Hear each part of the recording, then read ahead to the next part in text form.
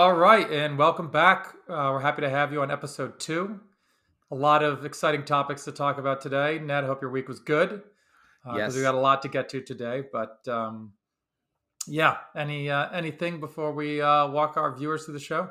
Yeah, absolutely. The Knicks just took on the San Antonio Wembanyamas and big win. Um, Early thoughts on Wemby is he is human. Earlier today, he was quoted as saying he thought that MSG would be bigger.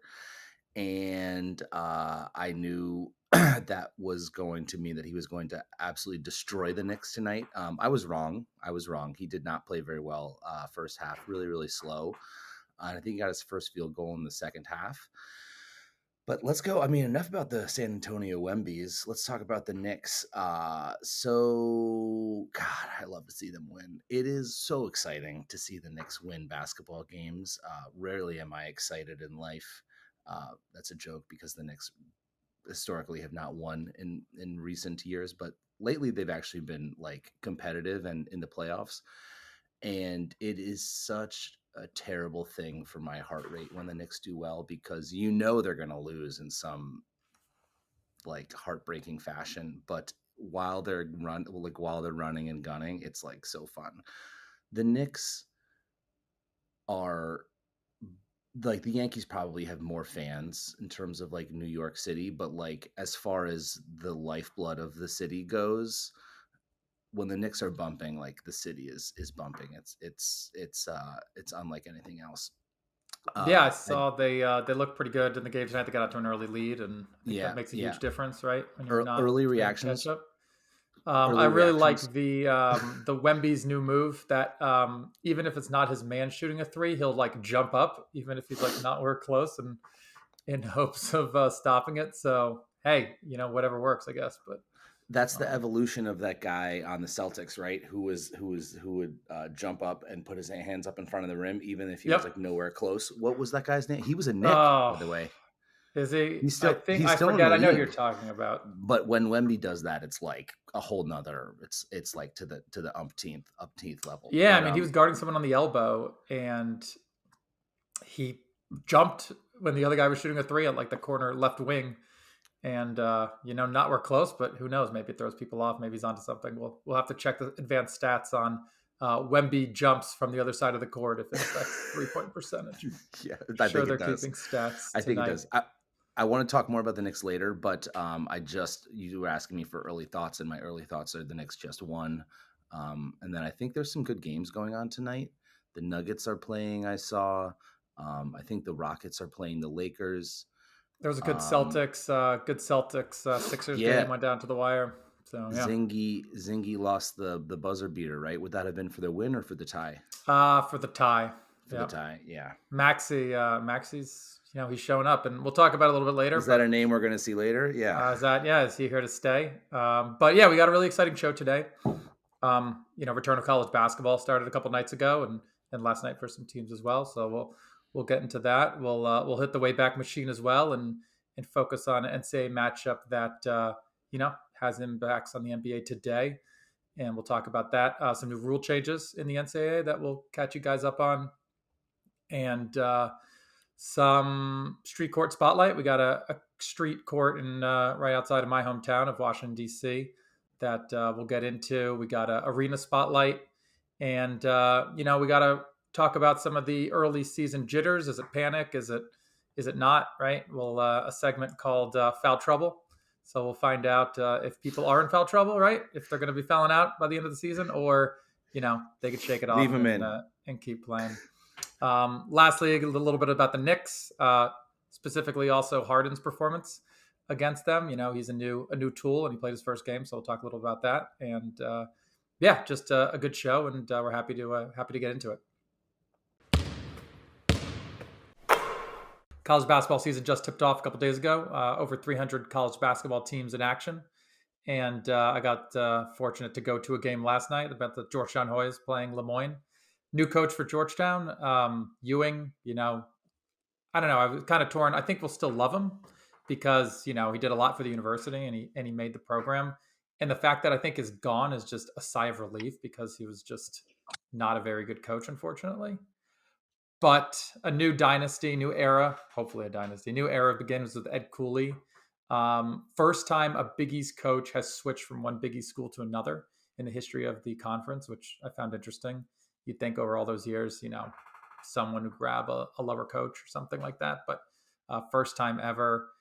They played Lemoyne, who previously a Division II school, now Division I. So again, not the cream of the crop, but they have a couple transfers. Supreme Cook, great name. Look out for him. Is a transfer from Fairfield.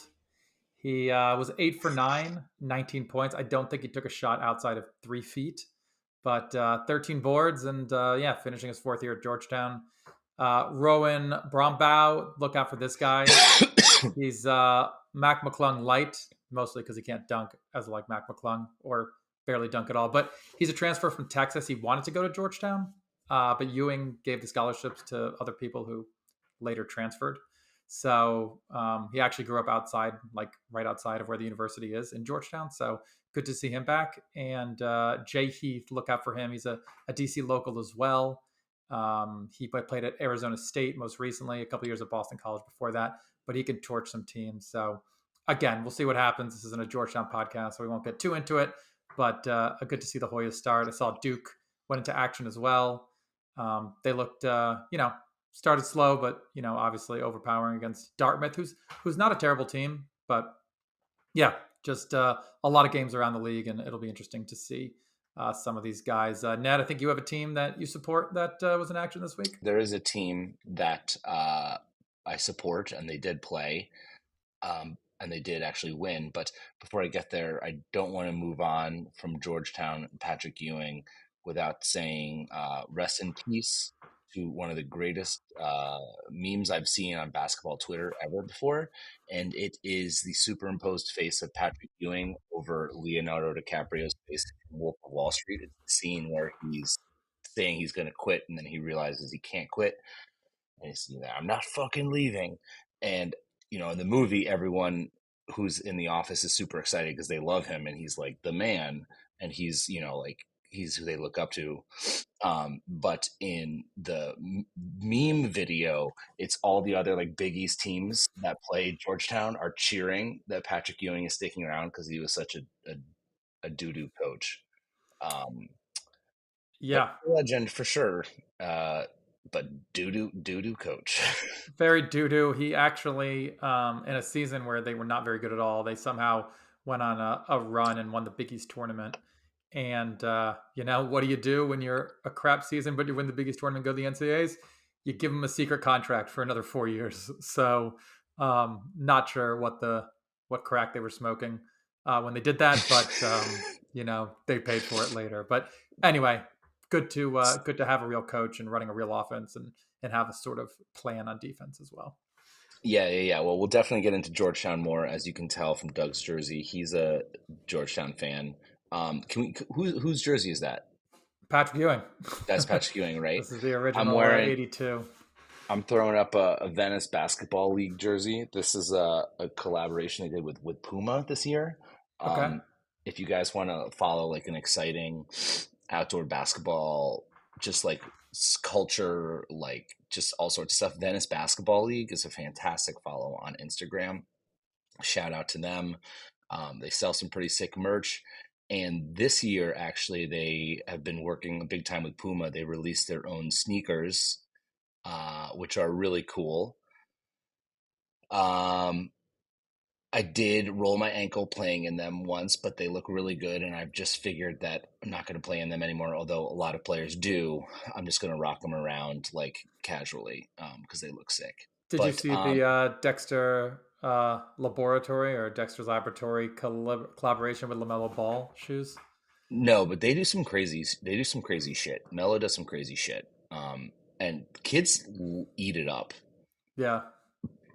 Like LaMelo Ball is a real figurehead in the youth culture. Yeah.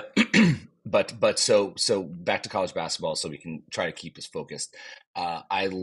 Am a big fan of Baylor. I don't watch much college basketball. I'm a huge Baylor guy, though. Go Sikkim Bears! And Baylor's 1-0, baby, top of the Big 12. Uh, One thing I just want to talk about is Jacoby Walter, a freshman that they have, made his debut, scoring 28 points as a freshman. In college basketball, a 30 piece is not easy to come across. Now, he didn't get there, but he got 28, which is damn near close enough. And I guess that's the highest scoring debut a freshman has ever made at Baylor in the history of the school, and top four in Big 12. I heard that on another. I heard that on Baylor's like Instagram page. I tried to find out who the other four were. I couldn't find them, but still, it's a nice it's a nice way to start the season, especially considering the fact that they lost three of their top scorers last year, who just aged out. Um, Adam Flagler, 15 points a game. Keontae George, 15 points a game. LJ Cryer, 15 points a game. So that's 45 points out the door. Bye bye. They have some nice guards, though. And what is really interesting to me is Baylor's, in like recent history, uh, have been pretty big. Like they've been a pretty like large team defensively, getting like lots of offensive rebounds, just like big. I think last year or maybe 2 years ago was one of the first years that I've seen them play smaller. And I was curious, like, what are their tendencies going to be this year? I was looking at minutes played this year, the first game, all season long. They've been running, they've been running this. Minutes played starts guard, forward, guard, center. So the center is the sixth most, is the person who's on the court the sixth most, and that was 18 minutes in total.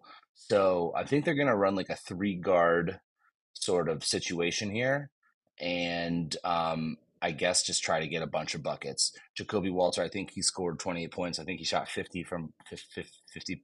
from behind the three. So maybe Baylor is going to be changing their identity a little bit, but we'll see how that works out. Yeah, it's nice to have college basketball back. I know, obviously, with the you can leave from high school again.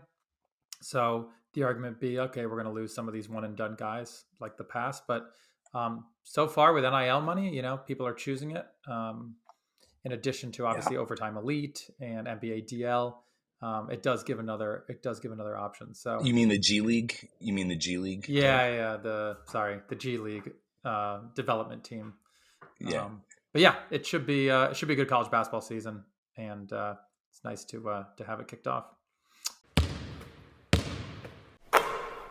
So yeah, a big changes to the rules this season. They've changed out a few things. So I wanted to kind of talk a little bit about that as the college basketball season gets underway. The first big rule change is the way that a charge is called. So under the new rule, a defender will have to be in position to draw a charge at the time of the offensive player plants his foot to go airborne to attempt the field goal. If the defender arrives after the offensive player plants a foot to launch towards the basket, officials will be instructed to call a block when contact occurs between the two players. So pretty much, I think it's looking to when did he plan to leave, because right, these are a lot of bang bang calls. We know it around March Madness. A charge can have such a big effect on a game. Right, it gives another personal foul. It changes the game. So yeah, just something to look out for. We'll see how they officiate that. The way I read this, it's more because it's dangerous as a motherfucker. There are some seriously scary moments that happen when there are defenders who try to move under and try to draw the charge on the person who's airborne.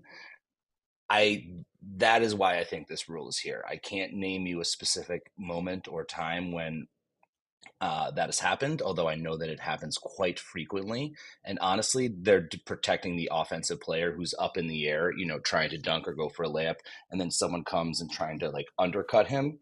Um, Now that this rule is there, it like is just an announcement to like defensive players, like you're not going to get this charge called in your favor. Like, don't do that. That's how I read it. Yeah, I think it's probably that. I also think that it just gives the refs more time to see a charge develop, as opposed to happening in so fast in real time. They just don't know which way to go. I mean, I know that Georgetown's been on the end of some terrible ones over the season. Specifically, I think against Ohio State in the 2007 Final Four, they gave Hibbert I think it was his third or fourth foul. It was a terrible call. It was clearly a charge. But again, hopefully this rule clears some of that up. Another one is preloaded or live video can be transmitted to the bench area. So they experimented this in the past couple of years, but now this is something that we're going to see. So maybe, I don't know, maybe we'll see some Tom Brady laptop spikes on college benches. I don't know. We'll see. So this is a real benefit for coaches who don't know how to talk to their players, because if you don't know how to like draw up a play on the whiteboard, well, first of all, you're probably not getting to this level. That's a ridiculous statement for me to make, but this is, you're going to start seeing college coaches bring up, like they're going to start running plays in practice that are recorded specifically to like play during like certain like moments of the game, right? So during certain situations, that's the word I'm looking for. Thank you, other half, Green City, for slowing my brain down. The although no free ads, no free ads. My point is, I feel like what we're going to see during timeouts is coaches maybe talking to their players, but also running a video of the play that they want them to run, and possibly then like showing counters out of that. Right? That's a possibility here, right? This isn't for the referees. This is for the coaches and the players. Yeah, I think so. Yeah, I think it's kind of, so they're going to do all this coaching. Let's give them an opportunity to, maybe show some of those visual learners. And come on, we all know the whiteboard is a little bit dated. So, we Yeah. have technology. Let's use it. So hopefully that's what this rule does. Another rule is under 2 minutes. When the coach requests an out of bounds play to be reviewed, that team will be charged a timeout if the call's not overturned. So before, we had a lot of these calls at the end of the game where it was just going to the review every single time. And yeah, and also, to that, nothing was more annoying than like they don't call the foul, but they give the other team the ball, right? That situation Right. happens all the time at the end of games. And then they'd go to the tape and like, okay, well, the guy was fouled. You can't call that. But it Right. was off of him. So now it goes to the other team. So hopefully the challenge aspect helps with that. There has always been to me like a what the hell are we doing here? Because there's been no penalty for someone just being like, oh, I didn't foul him. What are they like in there? They know that they did, but they're just like, oh, I didn't foul him, and they go like this, hoping that somehow some miracle has occurred where like they didn't actually foul him, but like in their heart they know that they did. There's been no punishment for that ever. So for this now, for the referees to take some time to do that is a good idea, because there was never any like slap on the wrist for players or coaches just being like, even it just slows the game down. It just slows the game down. No punishment. This is a good rule change. Yeah. And last one, there's a couple others, but the last main one is players will now be allowed to wear numbers 0 to Yes. 99. So I guess that NIL money is going to be alive and well. Yeah. So maybe we'll get some good numbers on the jersey. I mean, there's only one good number on the jersey, and we all know what it is. It's number 69. And I'm wondering, what are the chances that there is anyone in a Power Five team that is allowed to wear that? I mean, college football gets away with it, but yeah, I guess we'll It's see if different. It's college different. basketball does. It's definitely different. I bet there's some guys in some like mid-major, like some like bench riders, mid-majors, seniors, uh, who are gonna wear it. Or maybe Who are some gonna like wear it. scrubby bench guy who's like, hooping and hollering with some guy at the end of the bench. He, rocks number 69 when the crowd chants to get him in at the end of a Yeah, 30 yeah, yeah, point yeah. lead We game. gotta, we're gonna follow up with some of these guys who are wearing number 69. If anyone gets a 69 sighting, please We'll tweet it sponsor our you. way. We'll send you money. NIL says it's okay. You'll be our first But yeah, sponsored athlete. those are the big rule changes. So again, start of the season, it'll be interesting to see how those are implemented, and yeah, it should be hopefully help the game, and that's what all these rule does. Props to the NCAA for doing something to help the game, right? Instead of trying to be old fashioned with it. So like the first four in, right? That was a good. They made that Hmm. change to kind of help some teams get in that maybe wouldn't have gotten otherwise. And I think it also changed the conversation of a lot of teams that were like, oh, they got robbed, they should have been in the tournament. I haven't heard that argument as much as we did in years past. So, um, props the NCAA for once. The other thing we'll take a look at today, NCAA related, is a past champion. This game was actually a pretty decent tournament. The final was competitive. Maybe not as competitive as we would have liked it. I mean, it did go down to the end, Yeah. but the 2015 NCAA final.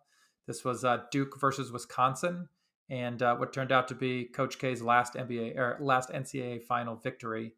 But it was a great game, and another team in that Final Four we're also going to talk about a little bit later that Wisconsin knocked off was Kentucky, and a few notable names in the NBA from Kentucky now. Just to kind of highlight that national championship game, Duke won. I think it was I forget what the exact numbers. I think it was like 5 or 6 points. But Wisconsin did have a shot down the stretch to tie it with like less than a Yeah. minute to go. Came up short. They fouled, and Duke ended up winning. Some notable players from that Wisconsin team: Sam Decker. He had a great tournament. He was a really electric player. Yeah. Unfortunately, didn't really translate over to the NBA. Kaminsky, who great college player. I think was maybe possibly an All American that year as well. Um, He's still in the league. yeah, I believe so. He was with Phoenix recently. I He was forget on who was Phoenix. He was with the Hornets. He was with Hornets. Phoenix. Yeah, He's I think he's on the league. Yeah, he's yeah, on well, he's on Atlanta last year. I'm cheating and looking at it's all good. yeah. And then the other player, Nigel Hayes, another guy who got picked in the NBA, Yeah, but by the Knicks. The Knicks drafted him. yeah, I mean, so I think that goes to show you their scouting team needs to check it out. But no, he was athletic. I think that Wisconsin team was very well coached. They ran a lot of good plays, and those players, the three that I just mentioned, were pretty solid in college, especially in the NCAA tournament. It really helped them move on. Notable players of that Duke team: Jahil Okafor, right? He was supposed to be, this big dominant big man. Yeah. Justin Winslow, I think he was, picked number 10 by Miami. Another player who, Hmm. was supposed to be, oh, Miami got him at 10. Like that seemed like a great pick. He does a little bit of everything. And Tyrese Jones, who again still doing well in the NBA's with the Wizards right now. I'm sure he'll get traded at some point. But he's still a really solid point guard. He had 23 points in that game. He really came alive. I think in the game It's before in the Final Tyus. Four match. Tyus Jones, sorry, my mistake. And It's okay. yeah, he really controlled the tempo for that Duke team quite frequently, and he was a big reason they did win that national championship. And it just goes to show you by having good point guard play in college, it really makes a huge difference. And then lastly, before I hand it over to you, Grayson Allen, he came alive in that game, and came off the bench with a spark. I think he had 16 points, and yeah, a player who's still kicking around the NBA as well. So it was a good game. Coach K was 4-0 in national championship games going into that one, and he was able to make it 100% and won 5-0. Pretty impressive from Coach K in the NBA Finals. So Getting yeah, there 5 times in college basketball is impressive enough, considering all the competition. So to like win is it's Coach K. Like, what do you want? Now, speaking of Coach K, actually, before um, I don't really have much to add to that conversation. Tyus Jones is nice though, um, and point guards got like solid guard play in college basketball is like the most important thing. There are like bigs that can make a huge impact on the game and like they can kind of sway it, but generally speaking, guard play is the most important in college basketball. Um, but oh, so I read today that Steve Kerr is going to step down after the World Cup from coaching Team USA. So I guess what happens is like for Team USA, um, Coach K was the one who started this.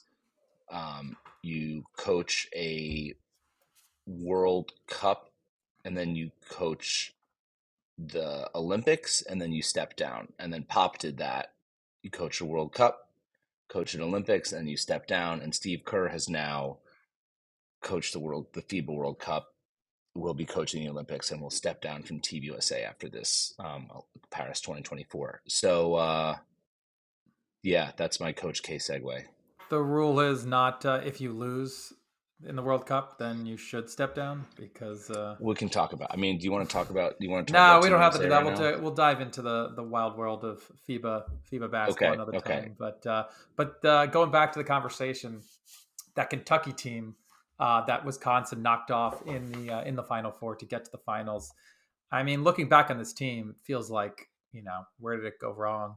Karl Anthony Towns, Devin Booker off the bench, Trey Lyles, who, probably Utah maybe regrets was good in college, and Willie Causey Stein, another lottery pick.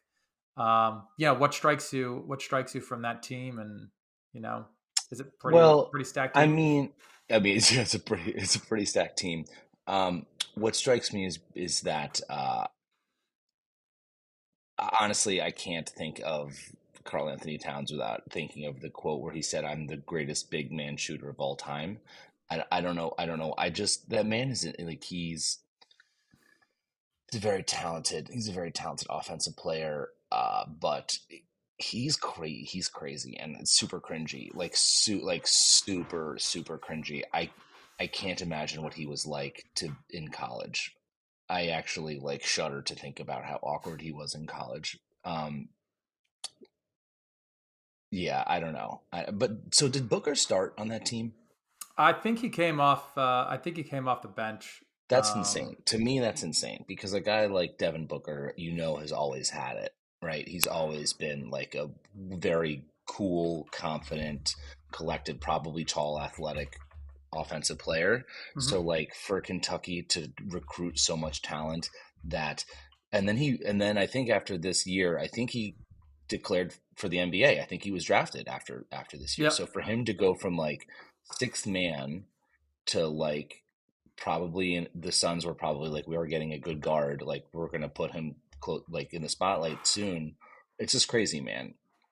Yeah, I Um, think they had those Henderson twins, which I yes, guess got the yes, nod above Booker. And yeah, like I said before, I think that the if I was at Utah who drafted Lyles, if Utah didn't draft Lyles, right, then they could have had Booker, right, and who knows right, what that franchise would have done. yeah, It also started a string of guards after Booker, starting in 2015. They brought in there was Murray, DeAndre Fox, Malik Monk, yeah. Shy, Hero, Quickly, Maxi. So again, Calipari knows how to recruit guards, and Oh all yeah. guys that are pretty much contributing in today's NBA. So like Cal was paying players, right? Like, right? They were NIL before NIL. I think that maybe. I mean, I think that. Yeah. I That's mean, why when he left Memphis, right? Wasn't that about the why he team left Calipari's Memphis? had it. When you think about the team Calipari had at UMass back in the '90s as well, it's like where was UMass like getting Marcus Camby? You know what I mean? Like Yeah, out of right, nowhere. right, So right. I'm not here to say he did it, but I'm also not to say that he didn't. I mean, I'm going to say it. He's not listening to this podcast. He did. That's definitely what's going on, or he was facilitating it. Yeah. But what a likable guy. That guy is so media friendly. He crushes it. I remember watching before. Let's move on in 1 second. But I think the definitive moment where I realized how amazing John Calipari's media team is during the NBA draft. It was the same draft where Quickly was drafted, so maybe that was like 4 years ago, 3 years ago. ESPN is doing this thing live at the draft, and they're having people call in on video calls. And when Calipari came on, it was like Martin Scorsese was filming it. I don't know what it was, but the quality of video stream that came into ESPN from like his camera, it was like everything was beautifully set up. To me, I was like, he looked better. His camera like video looked better than ESPN, like the host of the broadcast. So I remember in that moment just thinking like he's got it all figured out. Like this guy, he looks good. He's fun. He was even correcting some of the broadcast. Like I would absolutely sign with Calipari if he can. I mean, don't have the skills. Although I definitely would sign with him now if he offered me right now. I would definitely. I still have eligibility, um, but I'm just saying, like, he is an extremely likable guy, and just charisma out the wazoo. It's incredible. Yeah, I mean, to me, I think, like you said, he's had a great little setup. To me, it's a little bit smoke and mirrors him, right? I don't.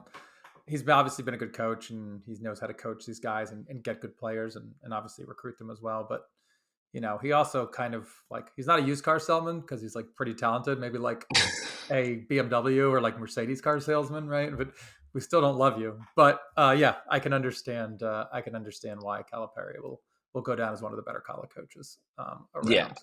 yeah.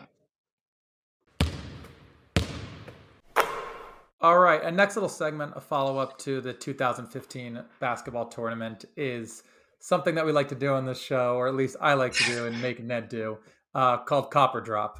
So there's fresh gear, all around the world, and there's a lot of new gear that always gets the hype, right? There's a new shoe release, there's a new collaboration, but like I'm a fan of the vintage stuff, right? I don't think some of the stuff got its appreciation it did at its time.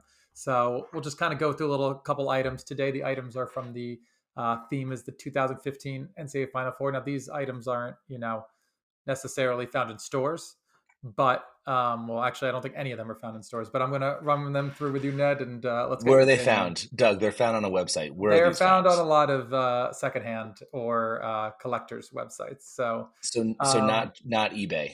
eBay is one of these sources, Okay, correct? okay, okay, okay. The first thing we have, and we'll show you a picture here, is a Coach K signed, and it might be his seat that he sat in. Every coach, because they have those raised floors, gets like a seat to sit in. Hmm. Very strange, to be honest, because they never do that in any other college basketball game up until the Final Four. But um, Indianapolis signed Final Four chair signed by Mike Krzyzewski. Retail price about $1,500. Do we think this is a price of history, Ned? Are we copying this, or we're going to let this one So slide? that's not Mike Krzyzewski's signature. That's not his full name, which is like an hour would take you an hour long to write out. That's too short. That's not Krzyzewski. So you're questioning the authenticity of the signature? No, I'm sure it's true, but I'm just saying when you guys will see this chair, you're gonna be like, "That's not Coach K's signature. I'm being frauded here." Um, am I copying that? In you know what? In memory of Bobby Knight, I'm copying that and I'm throwing it as far as I can onto the court. Okay. I mean, yeah. I mean, I was at like a Planet Hollywood or something, and there was a signed. There was a signed. There not a sign. There was a Michael Jordan like 1996 chair from the United Airways, a Bulls chair, and it was like a pretty like front and center piece of the restaurant, which was kind of or odd, but yeah. I mean, these chairs have some lasting value, right? If you kept them over time, and there's not going to be many better college coaches than Coach K, so maybe it's a small price to pay for a very unique item. So that's a cop. You're copying that, is what you're I'm saying. I'm gonna drop it. I don't think if it was a stadium chair, maybe. Okay. Something about Okay. like a fold up easel just Okay. doesn't really strike college basketball Yeah, to and me. the resale value on that, I don't know how many Planet Hollywoods are left, so I don't know if you could really sell that very easily if you needed to liquidate. Yeah, no, I agree. Moving on to the next item. Guess this is more of a man cave item, but it is I guess like a carpet of the NCAA Final Four court, sponsored by Coca-Cola and Coca-Cola Zero, Zero. main sponsor of the NCAA tournament. It's a pretty big, little big piece of court here. We got 47 by 70 inches, so it's not little. It's not like a little doormat, right? You could put this No. in a room. What do we think here? We're copping or we're dropping, Ned? I'm not even picking that up to drop it. I'm not even picking it up to drop it. Okay, I mean, I think that's fair, and yeah, a unique item, but But a unique item and worthy of cop or drop, certainly. yeah, I think probably all the other ones have been dropped, so that's why it's like one of one. But $250, so your money could be spent elsewhere. Um, Yeah. and then the last item, this one I kind of get a kick out of, and I'm curious to hear about your opinion on this. Is So, when you win the game, you get a national championship hat for the 2015 National Basketball Yeah. Championship, right? Yeah. Yeah. Well, this happens to be Wisconsin, which didn't win the game. No. So, what are we doing here? We copying You're this fraudulent Wisconsin hat that was printed, obviously, absolutely, in case they won. Um, absolutely. I can't believe this didn't go to Africa. yeah, maybe Maybe it did, and they shipped it they back. shipped it back. Maybe they were like, we don't want it. But Um, that happens. That's what they do with all the yeah, extras. Right? I'm not. That's not something you're just learning now. You knew that. yeah. I mean, Yeah, you yeah, gotta. everyone knows You're not that. just gonna throw them away, right? So No, no, no, it's a write off, I no. guess, But if you donate maybe them. the shiny gold underneath was too bright in the sun there. I don't know. I don't know. But that's certainly a look that that didn't age well. The gold foil underneath. Like I remember 2015. I remember those times. I'm not going to tell you. I remember what happened then, but I remember like that was like a little outlandish, but like could have been cool in 2015. No one wants that now. Like no one wants that under the hat, right? Yeah. I mean, if you're a Wisconsin fan too, I think that you're getting a national championship hat. Maybe no one ever calls you on it, and um, Yeah. yeah, I don't know. You got to remember that they You could didn't always win. wear that and So say we were robbed, you could always like kind of go that way, like, oh yeah, we were robbed, and then you could talk about 2015 if that was your like heyday, that was your yeah, peak time, gives you an opportunity to do that. I think also the price tag $140. It's a little bit steep, right? You can get the Kentucky one for like $12 that For actually won the fake history, championship. So 140 bucks for fake history. You anyway, could just that's start gaslighting everyone. You could just start like, what do you mean they didn't win the what do you mean they didn't championship? win the championship? Right? No, they did. They definitely did. They definitely did. I could see that in Check your like some like sources. Do your own YouTube. research. I could see Do that in your some own like YouTube research. short online where some guys, you know, questioning people with his championship hat. Anyway, but anyway, that's our Kappa drop section for this week, and I I was like looking that forward section. to sharing some new stuff. Now switching over to the NBA, we got a little fun segment here. Obviously, everyone loves the game NBA Jam. Yep. So, what do you have in NBA Jam, Ned? Who do you pick? Two players. Two players, right? So, I guess this is kind of NBA Jam or NBA duo teams in the NBA right now. Who are we thinking are the top five NBA duos in the NBA? Starting number five, we go with the reigning MVP Joel Embiid and Maxi. Embiid is having a fantastic season thus far. We're only 8, maybe 9 games in as of tonight, but Embiid leading the league in points scored. Maxi, free of the Harden handcuffs, is everything that the franchise knew he would be, and one of the reasons they were okay with trading Harden away. He's only going to get better, and their chemistry, because of out of necessity, is only going to improve. Without having someone like Harden on the court who kind of wants to orchestrate, the two of them are going to have to get to know each other much better, and I see that being a duo that Philadelphia should be happy with. Um, this new look Sixers are really good. Number four. Number four, I got to go with LeBron and AD. I got to go with LeBron and AD. Street clothes, not really playing all that often, but like he is so dominant when he's on the court. And then LeBron is just, LeBron is LeBron. Like LeBron is LeBron is LeBron is LeBron. We've been saying that for what now, 20 years? It's crazy. But yes, LeBron James is on the list in 2023, 2024 for best, one of the top five duos in the NBA. Just saying that out loud is crazy. Number three. Um, I am of the opinion that Giannis and Dame are the number three duo in the NBA. Doug, I know that you don't agree with their low placement on my top five list. And honestly, it's more just because this season, Dame has really been putting in some stinkers of a game, honestly. But I'm sure I'm sure sample size as it gets larger, he'll start playing better. They'll start figuring it out. And Giannis is just like MVP caliber player every year, so he can certainly there's only so much he can. There is actually only so much he can cover up, which is why the Bucks are losing some games right now. But Giannis is just fantastic. Dame will also be fantastic, and they by the end of the season they might be the best duo in the NBA. That's certainly a possibility, but right now they're just number three. And number two? Why don't you answer number two? Number two, I'm going to go KD and Booker. Love you, Bradley, but you got to be not injured to play some games to be considered a duo on this list. KD can fill it up wherever, and Booker can do it by himself as well. When they get clicking, it's kind of a two-headed beast, and they can just score.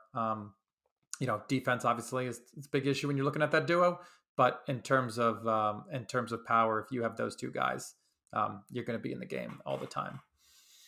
And number one, I think that no one can argue it. It's our reigning NBA Finals champions, the Joker and Murray. I think that they both complement each other so well. They each do the things that the other one doesn't. So I think they're, undoubtedly currently the number one duo in the NBA. Yeah, and just furthermore, like they're actually like a duo, right? Like they play off of each other so much. There's like so many dribble handoffs. There's like so many pick and rolls that they like go into action with. It is like a true like they've got some really nice chemistry. Yeah. Honorable mention, I think if Kyrie and Luca can figure out a way to really make each other better, I think they can easily be on this list. Shout out to Steph. I think, anyone he plays with could easily be a duo. And, Paul George and Kawhi Leonard, you guys are both phenomenal. But let's see you bring home some hardware, maybe the in-season cup, and, we'll put you back on the list. Next is a player that will be talked about a lot, I think, this NBA season. He premiered his first game at the Garden against the New York Knicks. It's our friend James Harden. He had 17 points, 6 assists, in a kind of a somewhat lopsided ending to the game. But Ned, let's hear your thoughts about James Harden against your New York Knickerbockers. Knicks games are trap games. Regardless of how the Knicks are doing, Knicks games are trap games. I honestly am not surprised that the Clippers lost to the Knicks with James Harden coming in. Look, he's a fantastic talent. He's playing with fantastic talent around him. The Knicks played like dog shit in the first half, absolute dog shit. But this is a team that has a lot of chemistry. The Knicks I'm talking about have a lot of chemistry, and they brought in a couple of new pieces here and there, but like the core is the same. They haven't been playing as well as they played last year, but the core is the same. So there's like continuity. A new look Clippers team with James Harden coming into the mix is going to throw everything askew. So it doesn't surprise me. Like, I'm sure it goes a bit deeper than this, but kind of big picture for the more talented team. Like the Clippers are the more talented team. For the more talented team to kind of go up big and like hit some like nice splashy shots in the first half, but then in the second half for the better team to come through in the second half. Honestly, I'm sure that the Clippers will be fine, but the Knicks will take that win. Yeah, go New York, go New York, go. Yeah, I think that, he came out and played James Harden ball, right, which was a lot of ISO. Yeah, And, you'd like to see him incorporate his teammates a little bit better. I didn't see him, Harden definitely gets assists, right? He passes the ball, but he kind of passes it to people that are open yeah. when he kind of sees them in his ISO. So I think being able to get George and Kawhi and really like kind of be a unit that complement each other, I think will make him, a much better player. He had the worst plus minus James Harden on the team, minus 18. So you don't like to see that. But again, it's I one did. game. We can't read too much into it, and we'll see what comes next. Excuse me. Yeah, he wants to make the assist. He doesn't want to make the pass. The pass that he makes, he wants to be a shot and assist. And that's not really like what they need, right? That's Luca ball. That's Luca ball. And honestly, Luca ball is not winning is not winning basketball. But Yeah. Anyway, that's another conversation. This segment we like to call Foul Trouble. and it's going to kind of help us figure out, is that person in foul trouble and they're going to need to be benched, or is this a small bump in the road and we can keep them in the game and let them keep playing. We'll discuss if these teams and the players are in foul trouble or if these are just small bumps in the road. The first team on our list is a team that finally got their first win but is struggling, the Memphis Grizzlies. Foul trouble, yes or no? Yes, they are in foul trouble, but the problem is there's no one to sub in for them. So you just got to keep it rolling. Listen, the Memphis Grizzlies knew that they were going to be in for a rough first half of the season because of their star players' inability to put the guns down. But even within that, like it's still worse. It's still worse. Now, like Jaren Jackson Jr., not like the best outing from him in the FIBA World Cup. I'm still a little bit bitter about that. Um, I'm sure he's playing I'm sure he's playing just fine in the NBA, but like I feel like that's probably going to follow him for a little while. Desmond Bain is still playing well though. I think if you're a Grizzlies fan, you're happy with Marcus Smart, right? Like he's going to come through for you. I don't think he's like a solution to John Morant being, you know, in the penalty box for half a season, but it will be a good addition eventually. But Desmond Bain is averaging only 5 more points than he averaged last season on 5 more shots, which is not great. But his shots are going to be much harder to get because he doesn't have John Morant, who's arguably like the best driving point guard, scoring point guard in the league. So it's going to be harder for him to get those shots, but he is still scoring more. It's not like his scoring production has gone down. He's more inefficient. Like last year, he was 41% from the three. This year, he's only 34%. Not a huge drop. And again, like you can be sure that the shots that he's getting are harder shots because there's one less NBA All Star to have to worry about guarding. So Desmond Bain has an opportunity this year to kind of work hard to make hard shots, and then when Ja comes back, hopefully he'll be like, "Oh my God, this is so much easier." That's at least I think where Memphis is at, but. Um, I do want to give a shout out to Derrick Rose, who's averaging 8 points a game. What the fudge? I am D Rose is the man, and New York. He actually bailed us out of a lot of games that people like don't really appreciate. Derrick Rose was like actually kind of the truth as a Knick. Uh, but he's he's still getting 8 points a game. But like that's my point. Like like Derrick Rose is getting 8 points a game. Like that shouldn't be who your team is relying on for like a backup point guard situation. But like if you're Memphis, you're not putting Marcus Smart and Derrick Rose on the court at the same time, right? I haven't watched a game, but I can't imagine that's a lineup like a backcourt that will be successful. Yeah, I think that the Grizzlies' hope right now is hopefully aren't too far out of the race when Ja comes back. And then, the team kind of locks in and by the end of the year they're dangerous, right? And they Yeah, maybe make a splash in the playoffs. But yeah, I mean this team's very focused on Ja, and obviously with the troubles that he's brought, it's kind of turned the team the other direction. yeah. But I don't know what it's going to take to get this team back on track, but certainly they're not doing that now. But even like if they get back on track, like they may just have like PTSD from this season. Like they may not like okay, Ja's walking through the doors halfway through the season, yeah, and he's like amazing and whatever, but like they may be like so fucked up from like all this other stuff that like it may not even matter. And this season might be a lost season for the Grizzlies, who like don't they're a young team, but like personalities and whatnot may start coming into the mix here. I don't know. But they don't have Dylan Brooks anymore. So that's a win, right? Well, I mean, he was a great regular season player for him. So yeah. So okay, foul trouble for the Grizz. So hopefully they can, take some minutes on the pine and come back in and do some damage. All right, next team is the Chicago Bulls. Foul trouble. Actually, here you. Um, okay, Doug, are the Bulls in foul trouble or nah? I think the Bulls are in foul trouble, and I think they've been in foul trouble since last season. 3-5 to start this year.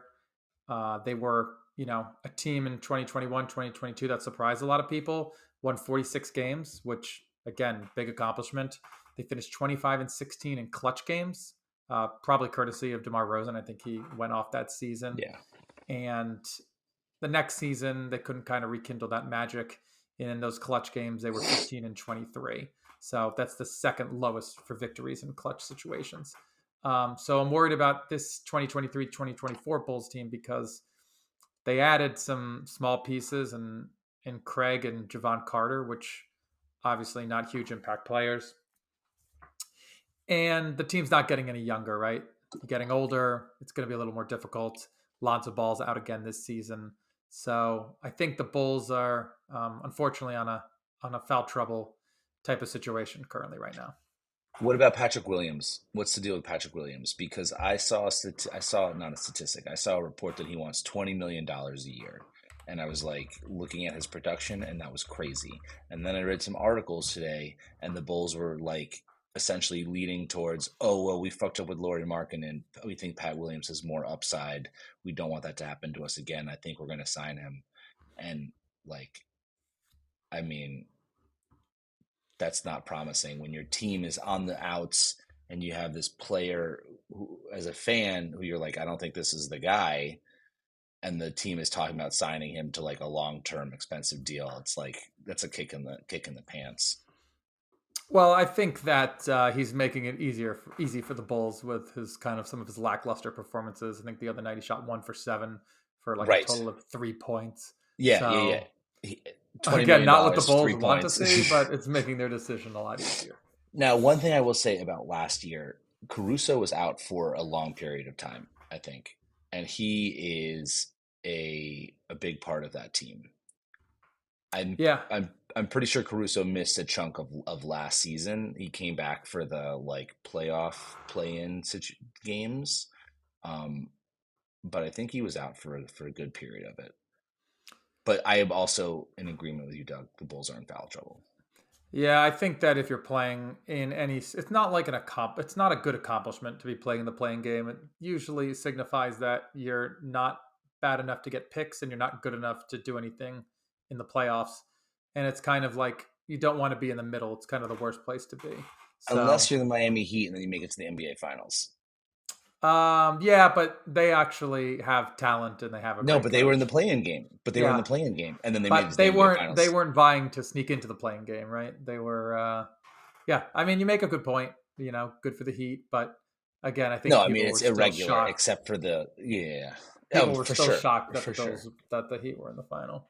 Yeah, I mean, I thought when the Knicks drew them, I was like, oh my god. When the Heat beat the Bucks, I was like, oh my god, we're going to the NBA Finals. There is no way we lose to this team. And then motherfucking Kevin Love with these like 4 outlet passes in the second half of Game 1 ended it Yeah, and it also right goes to then and show you, there. like, if you're a team of dogs and if you want to outwork your competition, there's still a spot for you to win that game. Yeah. Obviously, talent is needed, but if you can work hard, you can do it against But the Bulls some almost teams. beat the Heat, right? The Bulls almost beat the Heat in that play-in game. It was Yeah, like a buzzer beater, yeah, or it was like a last second possession shot that determined the game. which falls in line with the Bulls' inability to win clutch games last season. Right, there you go. So right on cue. There you go. Right on cue. All right, next team, drop it in. I'll be quick on the Bucks, but you can go ahead and introduce it. Okay. All right. The Bucks. We were talking about Dame and Giannis before. Are the Bucks in foul trouble or nah? I'm going to say they're not because they'll eventually find their way to kind of roll through the Eastern Conference. There's not many teams that are going to put up a huge fight against them, and they'll have plenty of time to figure it out. Dame, I think maybe he's learning that he needs to do a couple things differently. He needs to obviously play defense. He needs to figure out how to, work with Giannis and some of those other guys a little bit better. But again, they're already 4-2 and they haven't even played their best basketball yet. So I don't think they're in foul trouble. I think they'll figure it out. They got Chris Middleton healthy again. So I'm going to say not in foul trouble. I have a Bucks question for you, Doug. You're the head coach of the Milwaukee Bucks. Do you run a Do you run a Giannis as the ball handler, Damian Lillard as the screen setter? Do you run that until the playoffs, or do you try to get a few of those under your belt before you show the world what that is? Because that's their haymaker punch. Giannis, ball handler, hasn't dribbled yet. Dame comes up and sets a high screen for him. Giannis drives hard. What are you going to do, right? It's very much like the Steph KD pick and roll that they used to run, where KD would have the ball and Steph would come up and set the screen. I feel like that is the Bucks haymaker punch. Yeah, I think that I'd like to see Dame kind of maybe not just rely on his shot a little bit more, but maybe attack and use the dribble right to Yeah, kind of bring the defender over and then ISO Giannis. But yeah, I think that again, I think they'll figure it out. Again, they have a new coach this season, so it'll be interesting to see how he wants to implement Dame as well. But they're too good of a team to not figure out a way by the yeah. end of the season. All right, foul trouble or not, the New York Knicks. I I'm not gonna pull them, but they are in foul trouble. I'm gonna leave them in because we have no other depth to play, and I'm just gonna keep my fingers crossed. That's where I'm at with the Knicks.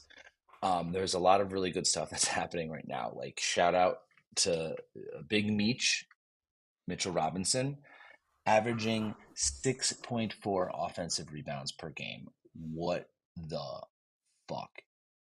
The Knicks are fifth in rebounds in the NBA, third in offensive rebounds. I saw something that Mitchell Robinson this season is in like Moses Malone territory, which is like unheard of for rebounds. He's keeping us in games. Like single handedly, Mitchell Robinson is keeping us in games. Last season, the Knicks were um, in these games. Their offensive rating was like way skewed because they got so many offensive rebounds that even though their offense was terrible, they were getting so many offensive rebounds and like putbacks and like second opportunities, third opportunities, fourth opportunities that their offensive rating was like very good, but it was interesting statistics. So we still have that going for us. Mitch is still killing it on the rebounds, which is huge for us because we are missing a lot. Randall, we were talking about Randall earlier. 29.9% field goal percentage. That's not good.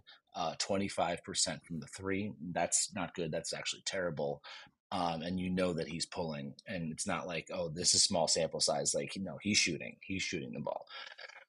Since the Clippers game, he's been playing better though.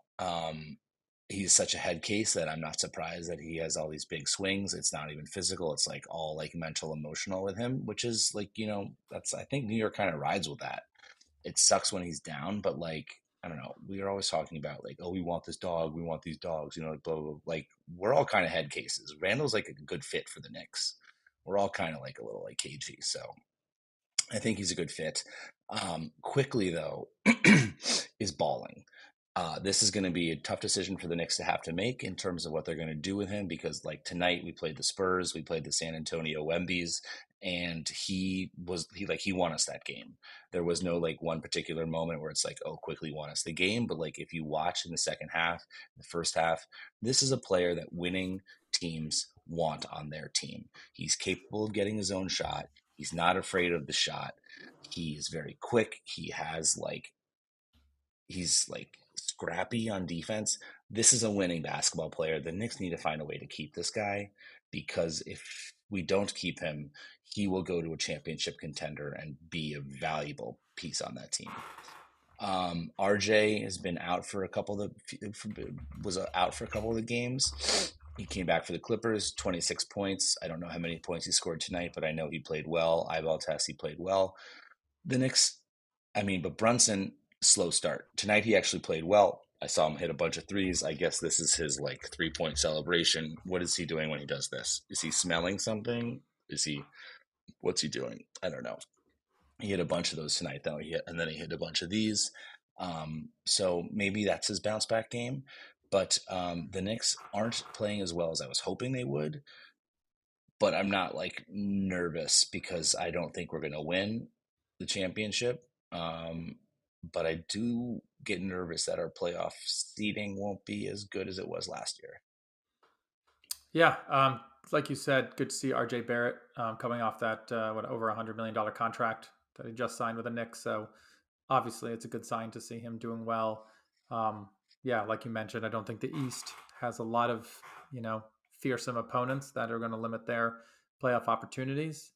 And yeah, maybe it's a chance for them to recruit kind of a big name to come in at some point soon. Show that they're a winning team and it's not a mess, Well, and that was that could yeah. be the Well, that was why next step. Brunson.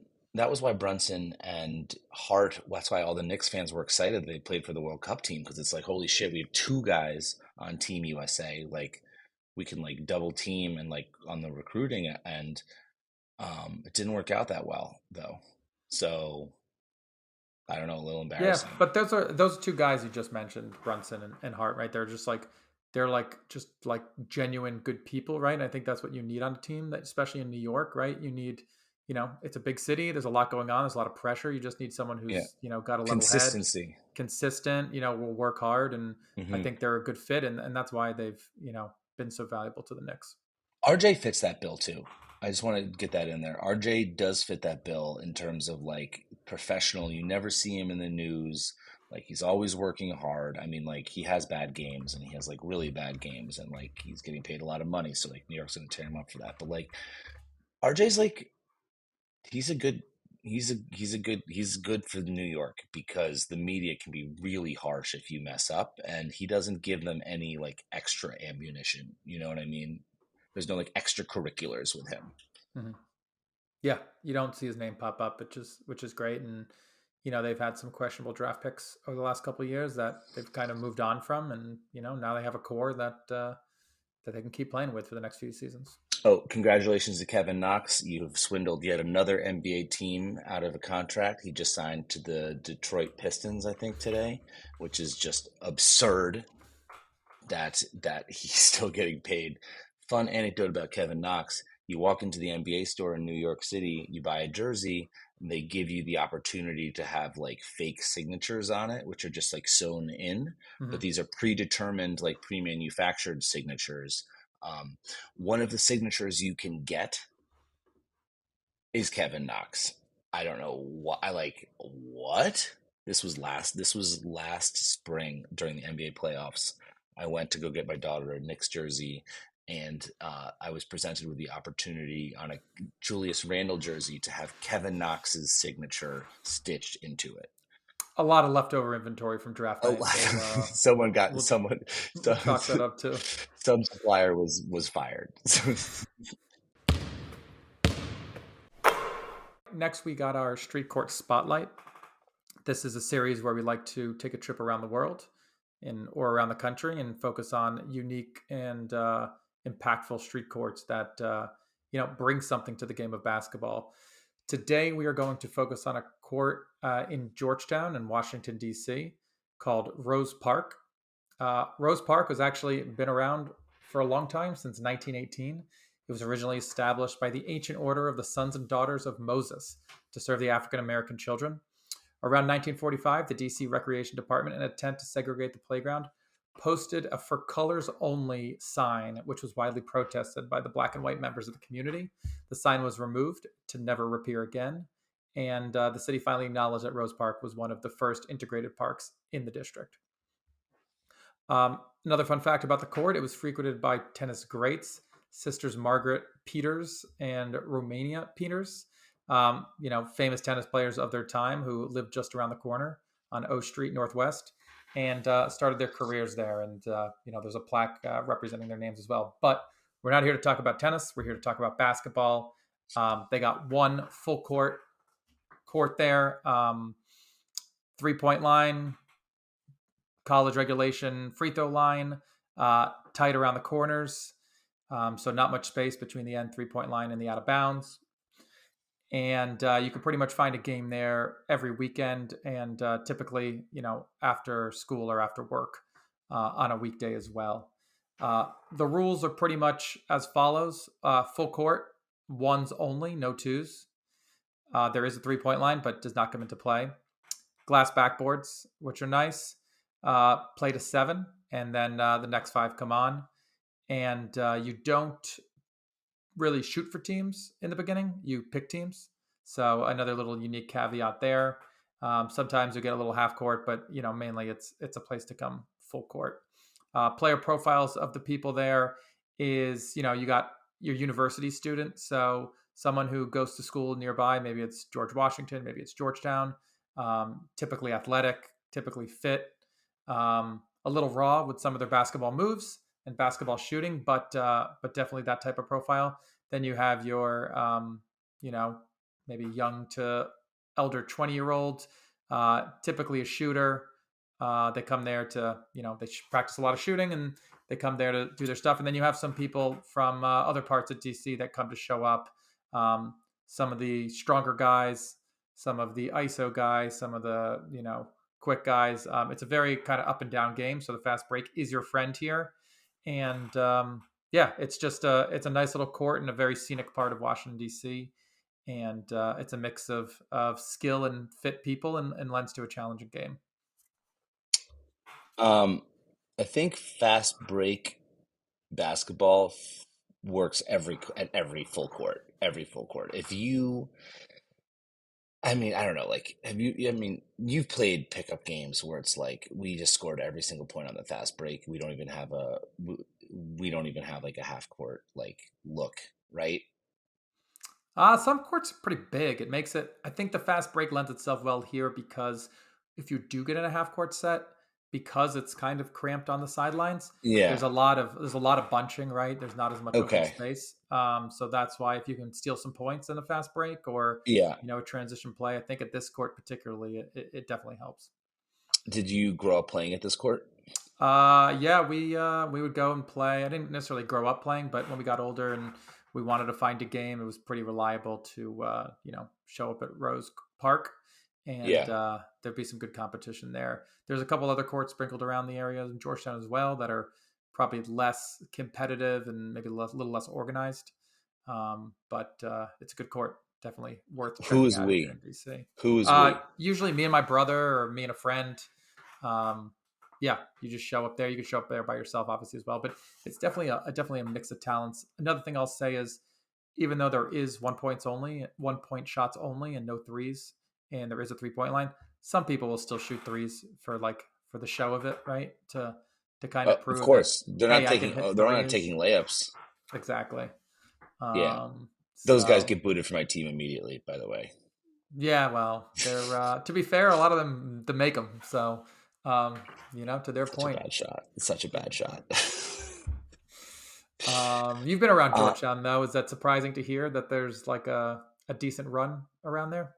no, because ball is life, and I mean the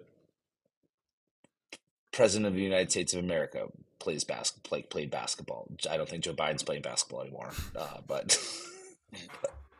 but Obama, like, no, Georgetown, no, basketball, like, no, no, I'm not surprised at all. Look, you're wearing a Georgetown jersey right now, right? Like, basketball is a huge thing in Georgetown. Um, I'm not surprised, but there's basketball's everywhere. Basketball's everywhere. Shout out to the sisters sisters and brothers of the ancient order of the sons and daughters of Moses Yeah, for that court. yeah. It's been around a long time, and it's very scenic as well. And as you can see from the photos up on the screen now, yeah, just a nice place to take it a day. It's not very spectator friendly, right? You're not gonna really get a crowd. It's kind of tucked away in a hidden part of the area, Hmm. so a little bit different than some other courts. But again, it's definitely a unique court in the world of pickup basketball. Today we will be looking at an arena that doesn't get talked about a whole lot, um, but the FedEx Forum, right? Not many forums left in the NBA anymore. So, just some brief facts about the FedEx Forum. Opened in 2004, home of the Grizzlies, and also the Memphis Tigers also play basketball there.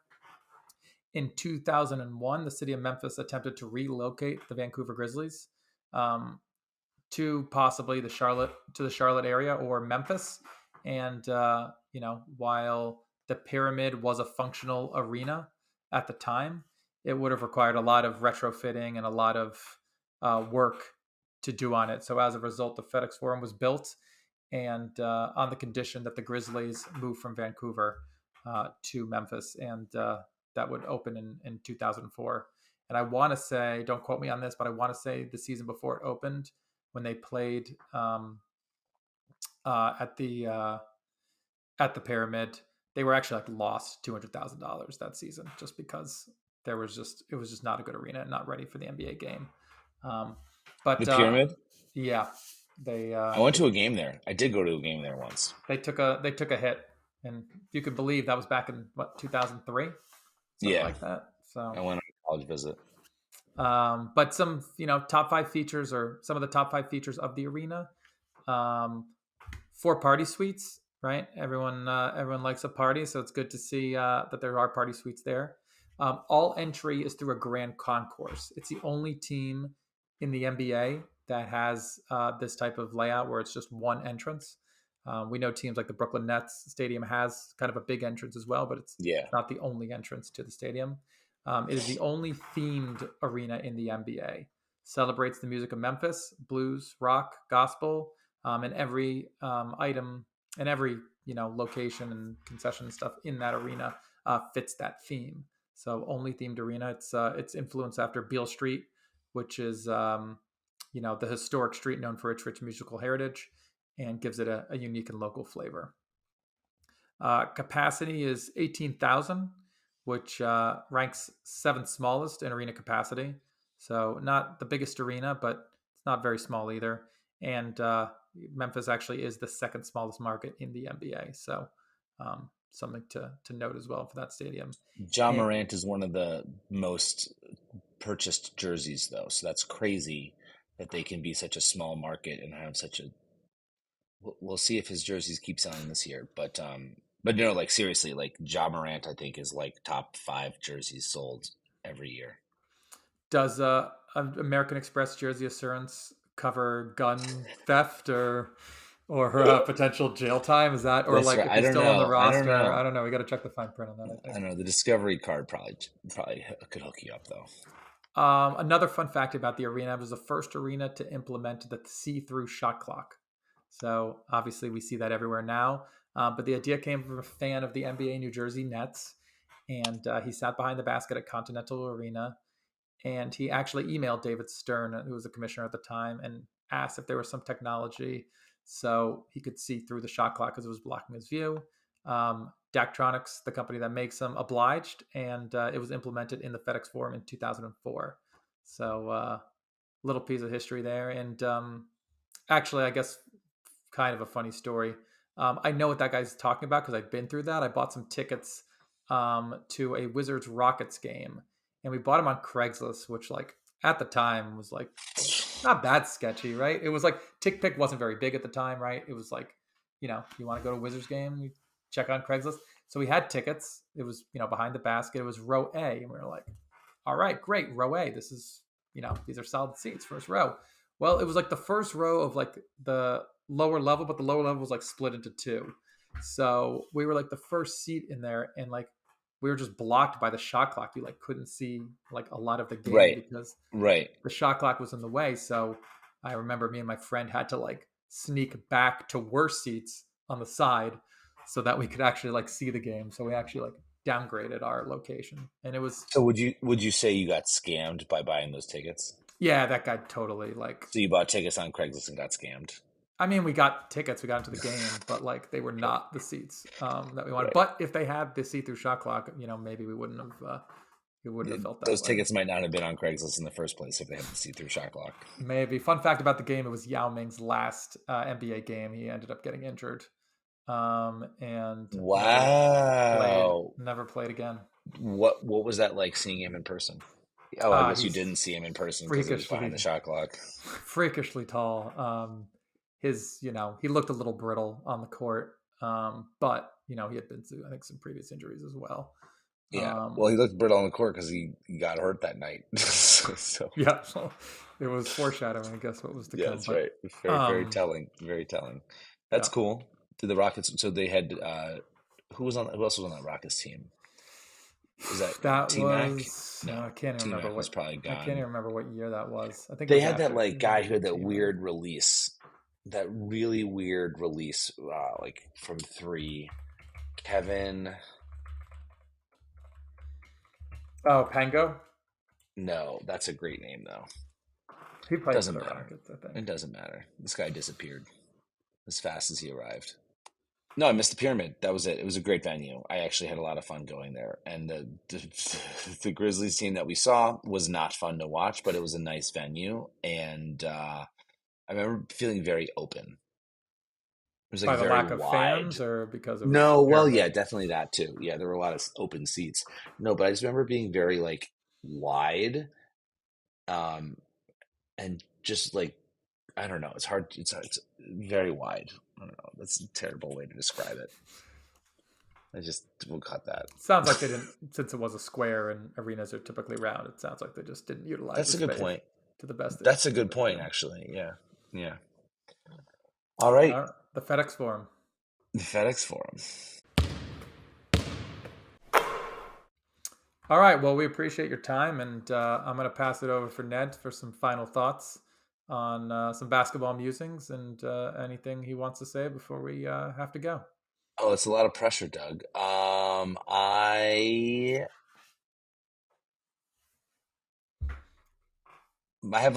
excited for this podcast. I have a lot of topics that I think I want to cover, and we just appreciate you guys listening to us and possibly viewing us too. And yeah, I got no other notes. I got no other notes. Yeah, we look forward to all the support, and keep the comments coming, and we'll have a lot of new topics and a lot to get to over the next couple of years as these NBA and college basketball seasons start to kick off. That's right. So, thanks for your time, and we'll see you again soon. Peace.